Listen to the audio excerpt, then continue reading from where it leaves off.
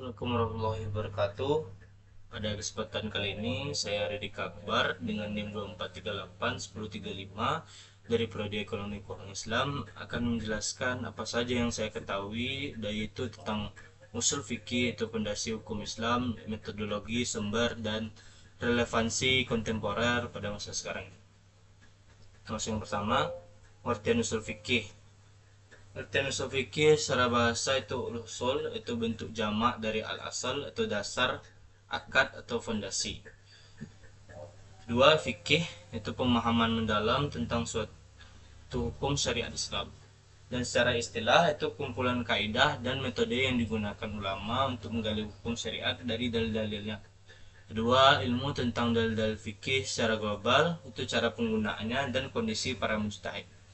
Objek kajian yang bisa dapat kita ketahui usul fikih itu dalil-dalil syariat yaitu Al-Quran, Sunnah, Ijma, Qiyas, Istihsan, dan dalil-dalil lainnya. Dua, ada kaidah-kaidah penetapan hukum dari dalil. Dan ketiga itu kualifikasi mujtahid dan syari'. Perbedaan usul fikih dan fikih. Usul fikih itu ilmu tentang metodologi atau cara menggali hukum, sedangkan ilmu fikih adalah ilmu tentang hukum-hukum perbuatan mukallaf atau orang-orang yang telah didapat dijatuhi hukum. Dua itu bersifat teoritis dan kaidah-kaidah umum. Kalau secara ilmu fikih itu bersifat praktis dan aplikatif. Tiga, membahas cara memahami dalil syariat, sedangkan fikih membahas hukum konkret yaitu wajib, haram, sunnah, mubah, dan lain-lain. Sedangkan produk dalam usul fikih itu metode dan kaidah istinbat, sedangkan fikih ada produk atau fatwa dan ketentuan hukum. Sedangkan analogi, pada kita analogikan usul fikih itu dengan ilmu tentang cara memasak atau resepnya, sedangkan fikih adalah makanan yang sudah jadi atau masakan. Sedangkan usul fikih lahir lebih belakangan secara kodifikasi, sedangkan fikih praktiknya sudah ada sejak zaman Nabi Muhammad SAW. Tokoh yang kita dapat kenal dari usul fikih itu Imam Asy-Syafi'i atau dari kitab Al-Risalah. Ada fikih itu tokoh Imam Abu Hanifah, Imam Malik, Imam Syafi'i, dan Imam Ahmad. Sejarah pertumbuhan usul fikih. Masuk pada masa pertama pada masa Nabi SAW itu pembentukan yang ijtihadnya dilakukan langsung oleh Nabi dengan wahyu sebagai kontemporernya, sebagai korektornya. Kedua, sahabat bertanya langsung pada Nabi untuk penetapan hukum. Nah, masuk ke fase kedua yaitu masa sahabat dan tabi'in, munculnya praktik ijtihad ra'i atau pendapat dan kias-kias yang dilakukan oleh para sahabat setelah wafatnya Nabi Muhammad, yaitu yang kita kenal Abu Bakar, Umar bin Khattab, Ali bin Abi Thalib, Ibnu Mas'ud yang dikenal dengan banyak lembar ijtihad. Tiga, fase kodifikasi itu abad kedua Hijriah. Imam Syafi'i yang menulis kitab Ar-Risalah, yaitu kitab usul fikih pertama yang sistematis. Kedua, ada munculnya mazhab-mazhab Maliki besar, mazhab fikih besar yang kita ketahui sekarang ada Hanafi, Maliki, Syafi'i, dan Hambali. Yang keempat, fase keempat untuk perkembangan dan keragaman metode, yaitu munculnya aliran mutakalimin, yaitu aliran Syafi'iyah, dan aliran fuqaha atau Hanafiyah. Dan munculnya kitab-kitab usul besar dari Al-Mustafa karya Imam Al-Ghazali, Al-Hikam dari Amidi. Dan fase kelima yang kita masuk fase sekarang itu kontemporer, yaitu integrasi dengan ilmu sosial dan hukum-hukum modern. Hukum syarak, ada hukum taklifi, hukum yang mengandung tuntutan atau pilihan bagi mukallaf atau orang-orang yang telah wajib dijatuhi hukum.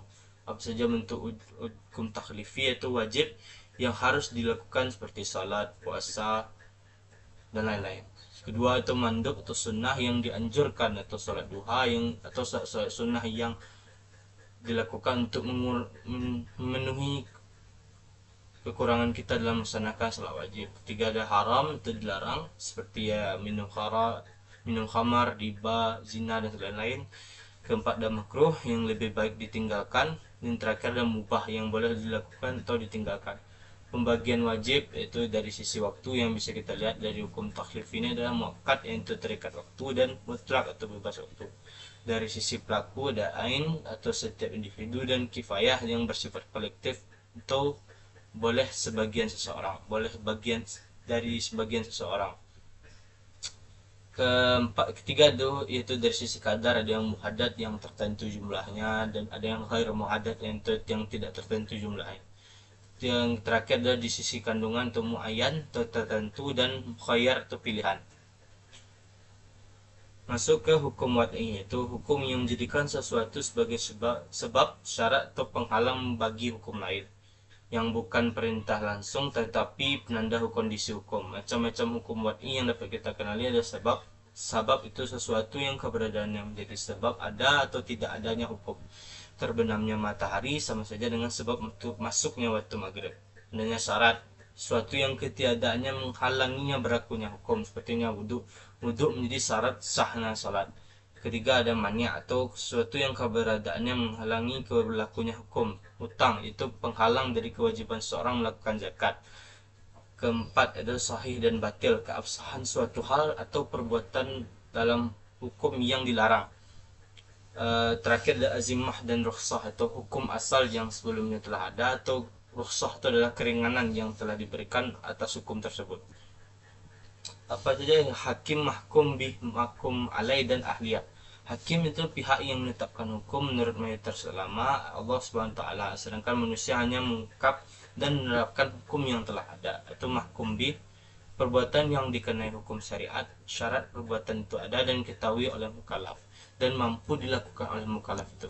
Sedangkan mahkum alaih itu subjek hukum atau orang mukallaf yang bisa disebut orang yang telah dibebani hukum, yang memiliki syarat yaitu berakal dan balik dan bukan anak kecil atau orang gila. Dan ini ahliyah atau kelaikan dan atau kapasitas seseorang dalam hukum. Ada ahliyah al-wujub itu kelaikan yang menerima hak itu dari sejak lahir, sedangkan ahliyah al-ada itu kelaikan yang melaksanakan kewajiban setelah dia balik dan setelah berakal. Selanjutnya ada penghalang ahliyah, ada awarid samawiyah seperti ada yang gila, dia gila, orang gila, tidur, pingsan atau lupa. Selanjutnya ada awarid mukhtasabah atau penghalang ahliyah tersebut, ada mabuk, safih atau boros, bangkrut atau sakit keras. Signifikansi pembahasan ahliyah sangat penting untuk menentukan siapa yang sah melakukan akad, pernikahan, wasiat dan kontrak dalam muamalah Islam. Kita masuk ke maqasid syariah. Maqasid syariah itu ada 5 tujuan utama syariat. Dia terbagi 5, yaitu ada hifzuddin, itu memelihara agama. Seperti yang kita ketahui adalah kewajiban kita melaksanakan salat, zakat, puasa, haji adalah satu bentuk kita dalam memelihara agama kita dan basis legalitas ibadah kita. 2 ada hifzun nafs, itu memelihara jiwa. Kewajiban qisas, yang mungkin kita katakan adalah kewajiban qisas dalam pembunuhan, hak bela diri kita dalam sebagai seorang muslim, larangan membunuh diri dan tindakan berbahaya adalah sesuatu bentuk kita dalam memelihara jiwa kita itu sendiri. Ketiga ada hifzun al-aqab atau memelihara akal. Dorongan kita dalam menuntut ilmu adalah salah satu bentuk tujuan utama syariat dalam kita, itu hifzun akal, itu memelihara akal. Keempat hifzun nafs atau memelihara keturunan. Adanya syariat yang pernikahan adalah salah satu bentuk tujuan utama syariat dalam menjaga hifzun nafs atau memelihara keturunan. Ada pengharaman zina, sanksi hudud dalam perzinaan. Yang terakhir ada hifzul mal atau memelihara harta. Ya, salah satu bentuk kita dalam menjaga harta kita dengan cara melalui zakat, sistem dalam waris Islam, yaitu dalam menjauhi larangannya riba, gharar dan maisir, dan adanya sanksi pencurian adalah salah satu bentuk dari tujuan utama syariat dalam menjaga hifzul mal atau memelihara harta. Selanjutnya ada tingkatan maqasid, itu daruriyah atau primer, ada 5 tujuan di atas, hajiyah atau sekunder, atau kemudahan atau keringan, atau rukhsah atau keinginan, dan taksinya atau tersier yang menyempurnakan dari 5 tujuan yang sebelum.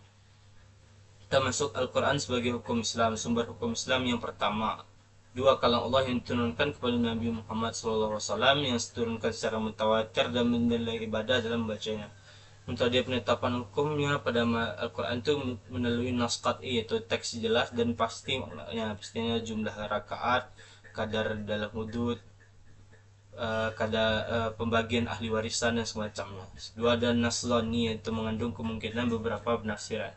3 ada mujmal atau perlu penjelasan dari sunnah atau ijtihad. Lafaz Al-Quran ada yang bersifat am atau umum, ada yang khas dan khusus, ada yang mutlak yang tidak terikat, ada yang muqayyad yang tidak terikat, ada yang berupa perintah atau amar, dan berupa nahi atau larangan yang menunjukkan haram. termasuk ke sunnah sebagai sumber hukum. Macam-macam sunnah itu yang dapat kita ketahui adalah qauliyah atau perkataan Nabi SAW, yaitu berupa hadis. Fi'liyah atau perbuatan Nabi SAW.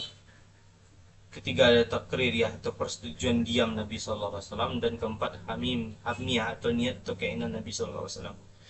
Fungsi sunnah terhadap Al-Quran yang bisa kita ketahui ada 4, yaitu bayan takkid, itu memperkuat hukum Al-Quran. Sedang kedua adalah menjadi bayan tafsir yang menjelaskan yang sifat penjelasan yang masih global seperti cara sholat dan zakat. Tiga ada bayan taksis, itu mengkhususkan yang umum. Dan terakhir ada bayan tasri yang menetapkan hukum baru atau haramnya, contohnya seperti haramnya unta jinak. Klasifikasi hadis dari sisi jumlah perawi atau mutawatir yang diriwayatkan banyak orang yang mustahil berdusta, yang sama saja dengan dalil qat'i. Ahad yang diriwayatkan sedikit perawi yang terbagi beberapa masyhur dari aziz atau warid. Yang dari sisi kualitas sanad yang bisa kita ketahui ada sahih, yaitu sanad bersambung yang perawinya adil, dhabit, bebas syadz dan ilat. Dan tiga ada hasan, memenuhi syarat sahih namun kualitas hafalan sedikit kurang. Yang tiga ada dhaif atau adanya kelemahan dalam sanad atau matan. Kehujah hadis ahad dalam usul fikih tetap diperselisihkan ulama, namun mayoritas menerimanya sebagai dalil zanni. Termasuk ke ijtihad, pengerahan segenap kemampuan seorang mujtahid untuk memperoleh hukum syariat yang bersifat zanni atau dugaannya kuat. Secara mujtahid yang mungkin kita ketahui adalah sebagai seorang awam kita belum tentu bisa menjadi mujtahid, dan perlu beberapa syarat untuk kita mendapatkan bisa menjadi mujtahid sendiri, yaitu menguasai Al-Quran dan ilmu tafsir, yaitu menguasai sunnah dan ilmu hadis. Ketiga, mengetahui ijma' atau usaha sungguh-sungguh ulama. Keempat, dalam menguasai bahasa Arab. Terakhir, yang memahami maqasid syariah dan usul fikih. Apa saja macam bentuk-bentuk macam ijtihad, itu ijtihad fardhi atau oleh ulama secara individual. Kedua, ijtihad jama'i atau oleh lembaga atau majelis ulama yang secara kolektif, yang lebih dianjurkan secara modern sekarang. Misalnya hukum berijtihad, fardu kifayah bagi yang mampu, haram bagi yang tidak memenuhi syarat. Kita masuk ke ijma', yaitu definisi kesepakatan seluruh mujtahid umat Islam pada suatu masa tertentu atas suatu hukum syariat. Secara ijma' itu yang pertama itu dilakukan oleh para mujtahid, bukan orang awam. Yang sebelumnya adalah syarat-syaratnya yang telah kita sebutkan, seperti kita orang awam belum tentu bisa melakukan ijma'. Selanjutnya mencakup seluruh mujtahid pada masa tersebut. Ketiga adalah kesepakatan yang terjadi setelah wafat Nabi SAW. Dan terakhir adalah kesepakatan tentang hukum syariat dan bukan masalah duniawi. Lainnya macam-macam ijma', ada yang sarih atau semua mujtahid yang menyatakan pendapatnya secara tegas. Ada yang sukuti, yang sebagian berpendapat, yang lain diam dan tidak menentang atau yang diperselisihkan kehujahan dari ijma' tersebut. Sebenarnya ijma' sahabat dianggap paling kuat dan mengikat. Contoh salat tarawih berjamaah yang 20 rakaat pada ijma' sahabat dari masa Umar bin Khattab. Itu salat sunnah, salat tarawih yang dilaksanakan 20 rakaat setelah salat tarawih.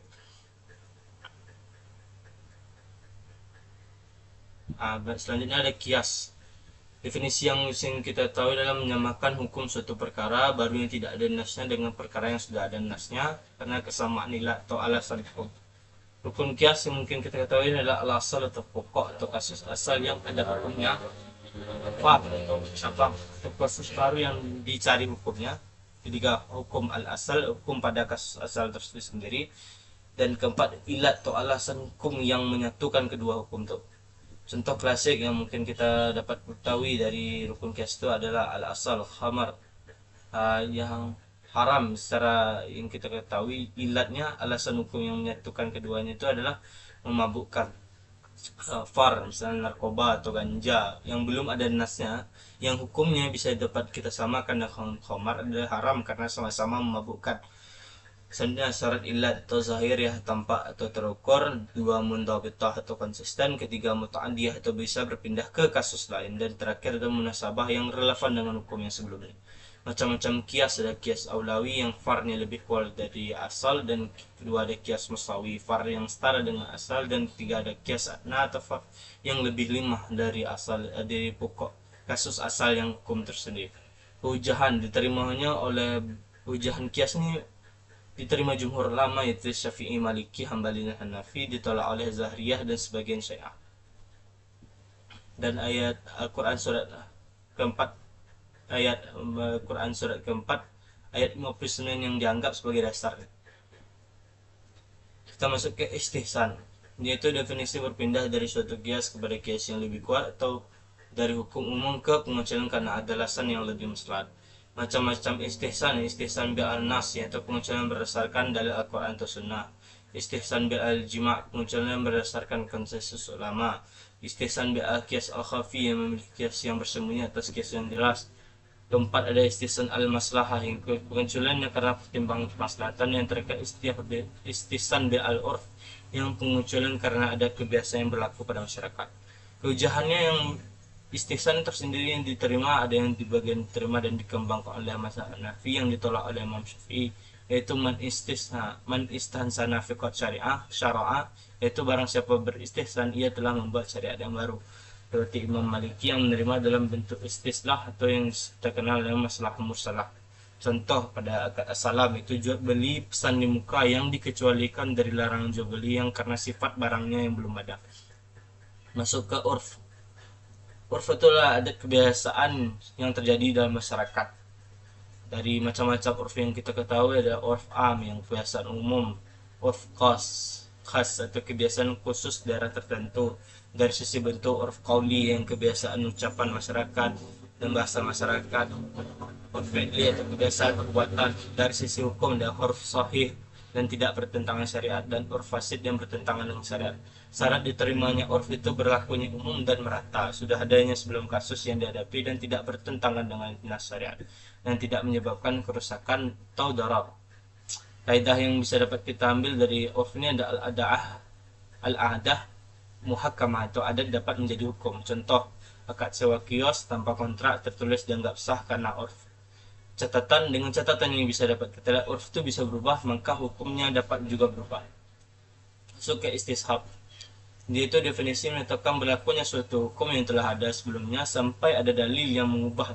Prinsip dasarnya al-asal baqa'a makana ala makana, yaitu asal sesuatu tetap seperti semula. Macam-macam istishab itu istishab bara'ah al-isliyah, itu asal manusia bebas dari kewajiban atau larangan sampai ada dalil yang menyatakan bahwa itu berupa kewajiban atau larangan tersebut. Istishab al-wasf itu asal bersifat tetap ada seperti air suci sampai dia terbukti najis. Istishab al-hukum itu hukum yang telah ditetapkan tetap berlaku sampai ada dalil pencabutan hukum tersebut. Selanjutnya ada istishab al-ibahah al-asliyah atau asal segala sesuatu boleh sampai ada dalilnya pelarangan tersebut. Penerapan praktis yang mungkin kita ketahui istishab ini adalah orang yang ragu apakah sudah berwudu atau belum, kita kembali ke hukum asalnya itu belum berwudu. Seperti hutang, ada tetapnya ada kewajiban melunasi sampai adanya bukti pelunasan. Jika kontrak tetap berlaku sampai berakhir atau ada pembatalan. Maslahah, kita masuk ke masalah mursalah. Definisi kemaslahatan yang tidak ada nas yang secara khusus mengakui atau menolaknya namun sejalan dengan tujuan umum syariah. Cara diterimanya masalah-masalah ini itu benar-benar merupakan kemaslahatan nyata dan bukan perkiraan semata. Bersifat umum atau masyarakat yang luas, bukan kemaslahatan individu. Yang ketiga adalah tidak bertentangan dengan nas, ijma' atau maqasid syariah. Yang terakhir adalah menyangkut kepentingan daruri atau haji atau penting atau kebutuhan yang bersifat primer. Hujahannya pada masalah mursalah ini dikembangkan oleh Imam Malik yang disebut juga dengan istislah. Imam Ghazali menerimanya dengan syarat yang ketat dan Imam Syafi'i dan mayoritas ulama lebih berhati-hati. Contoh penerapan kodifikasi Al-Quran di masa Abu Bakar radhiyallahu anhu. Kedua ada regulasi lembaga keuangan syariah oleh pemerintah, dan ketiga penutupan usaha yang merusak lingkungan. Sad al-Zariyah. Sad al-Zariyah adalah secara bahasa artinya jalan atau perantara yang mengarah pada sesuatu.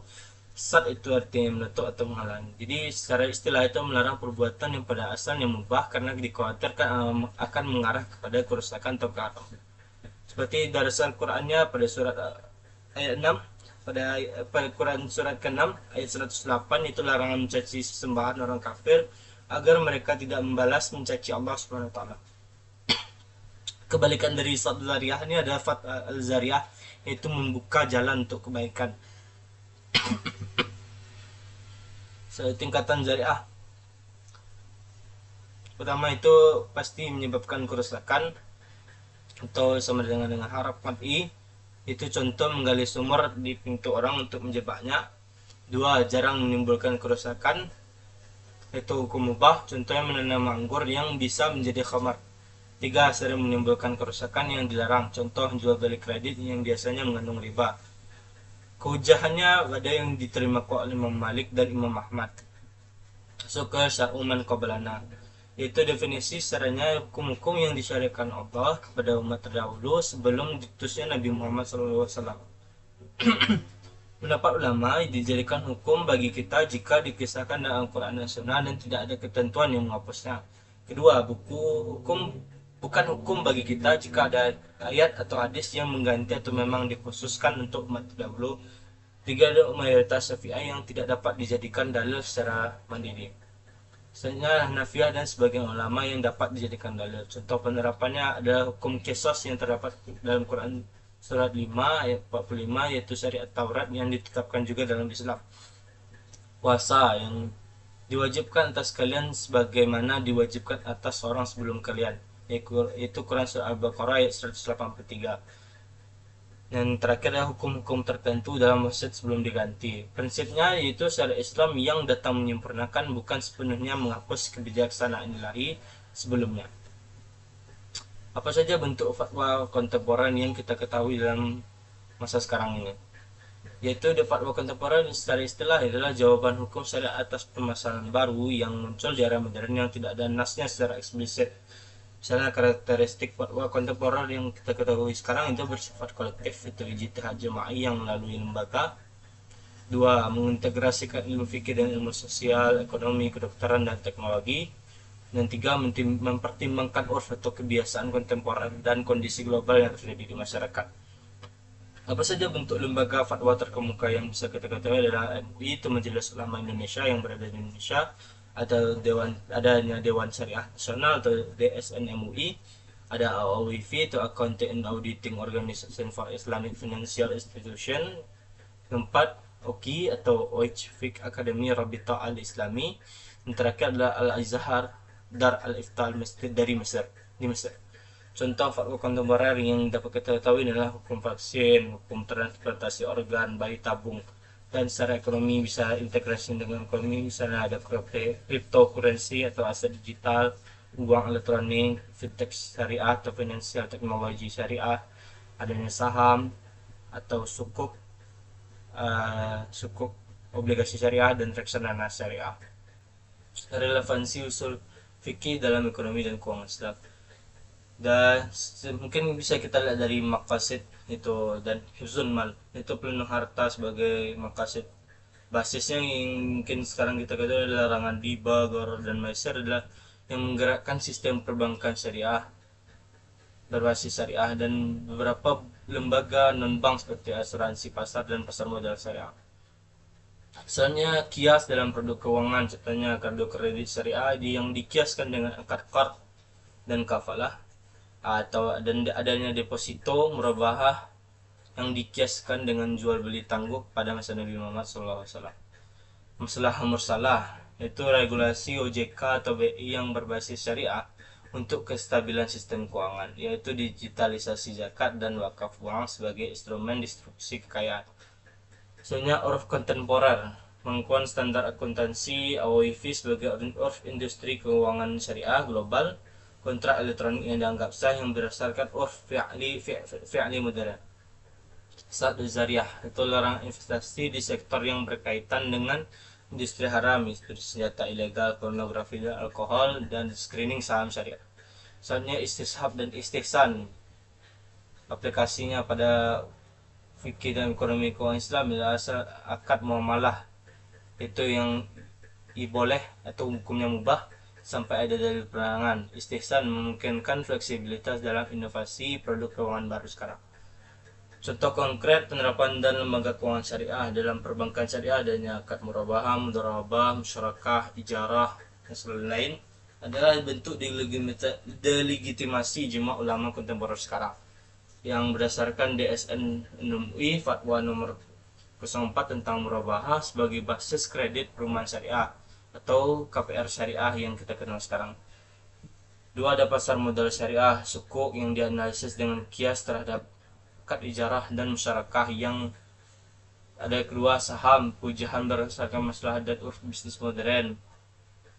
Tiga, asuransi takaful yang dianalisis ulang menggunakan akad terbaru atau hibah untuk menghindari gharar dan maisir yang sifatnya ta'awun atau tolong menolong. Fatwa DES dan syariahnya berdasarkan Fatwa DSN MUI nomor 21 sebagai landasan operasional dalam asuransi takaful itu. Selanjutnya ada fintech dan ekonomi digital. Dompet digital, paylater syariah, crowdfunding syariah yang dianalisis dengan kaidah istisab dan maslahah. Adanya cryptocurrency yang masih diperdebatkan sekarang, yang mayoritas cenderung kepada ketidakhalalan karena adanya gharar dan maisir. Kesimpulan yang dapat kita ambil adalah usul fikih menjadi kunci ijtihad Islam. Usul fikih adalah metodologi ilmiah untuk menggali hukum Islam dari sumbernya. Al-Quran dan Sunnah adalah sumber primer ijma, kias, dan dalil pendukung melengkapinya. Tiga, maqasid syariah menjadi kompas utama setiap penetapan hukum. Dan di era modern sekarang, usul fikih menjadi pondasi fatwa dan regulasi keuangan syariah modern sekarang. Ijtihad kolektif atau jamaah adalah kebutuhan mendesak untuk menjawab tantangan kontemporer yang terjadi pada masa sekarang. Jadi berikut yang dapat saya sampaikan. Mohon maaf apabila ada kesalahan. Wabillahi taufiq wal hidayah. Wassalamualaikum warahmatullahi wabarakatuh.